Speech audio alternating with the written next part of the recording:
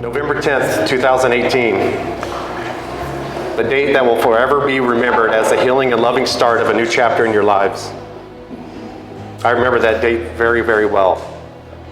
Dennis and I were having one of our private conversations about life and love, and I suggested to him that he and Michelle have a lot in common, surprisingly enough, and that he should approach her and just start conversation with her.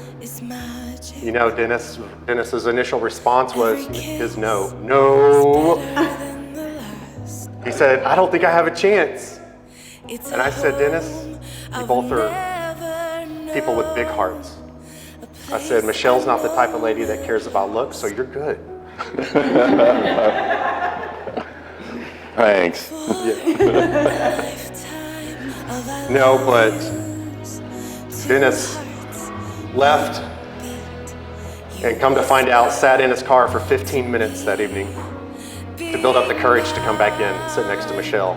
And I remember watching from afar that initial conversation. And it seemed like a weight of stress just lifted off of both of you. The smiles, the instant love. What a blessing it was to experience soulmates, get to know each other for the first time. Proverbs 31:10 says, who can find a virtuous wife? For her worth is far above rubies. Dennis, I'm telling you, you found a virtuous wife. And her value is far above any riches of this world. It's a very joyous occasion that brings us together here today. For as Proverbs 18:22 tells us, he who finds a wife finds a good thing. Yet, it is not only a joyous occasion, but it's also a very serious occasion. Dennis and Michelle, this should be one of the most serious days of your lives. Today you are entering into one of the oldest institutions known to man. It's older than any government, and it's older than the Lord's church. In Genesis chapter 2, verse 18, God said, it is not good that man should be alone. I will make him a helper comparable to him. And as we continue to read, God placed Adam in a deep sleep and took a rib from his side and created woman. And immediately after, Adam said, for two shall become one flesh. This is the closest union of life. And this union that we call marriage is not merely an agreement, and it's not a contract, but it is a covenant. And the most binding of all agreements known to man. This covenant of marriage, which you are entering in the presence of God and amongst our friends and family,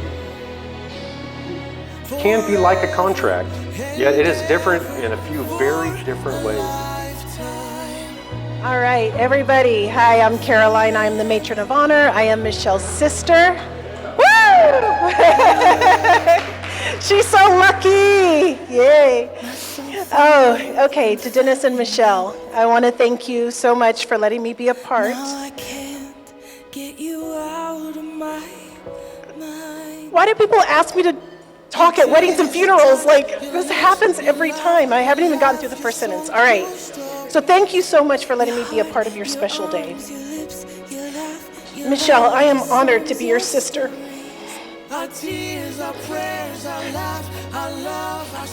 You have always loved and protected me, stood up for me, and I couldn't ask for a better sister. And Dennis, you are an amazing man. I know Michelle loves you because you're kind and patient and loving and caring and understanding, and you put up with Michelle, and that's a lot, y'all. That's a lot.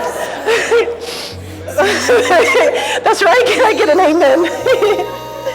Oh my gosh, you are so good to Michelle, and we are really blessed to have you be a part of our family.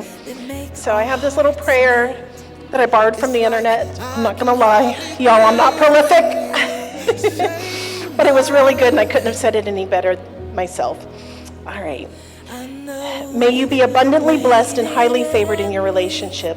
May your dreams become one dream as your lives become one life, lived on purpose and with purpose. May you always remember in good times and in bad that you chose each other. It's your fault if it doesn't work out. Remember to choose each other every day and to choose the life that you both deserve. Honor the promises that you made to each other in your courtship and your ceremony, and be faithful to make each other better tomorrow than you are today. All of us here believe that you will. We are thrilled to be part of your ever after, and may your joy be infectious today and always. I love you both. To Michelle and Dennis.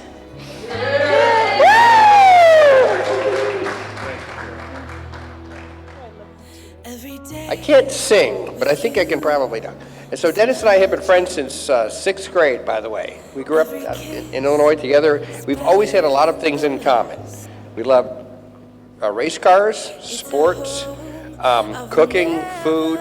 We worked together at McDonald's. And Dennis is always my best friend. And when we moved down to Texas, my family and I, we brought Dennis. I asked Dennis, hey, do you want to come down here and work and have a good time and let's get back together and stuff? And he said, absolutely. I said we had a lot in common. But the one thing that I think is the most major thing we have in common is that the second time around, we found a woman who was actually our true soulmate, and this the woman that we really wanted to be with for the rest of our lives.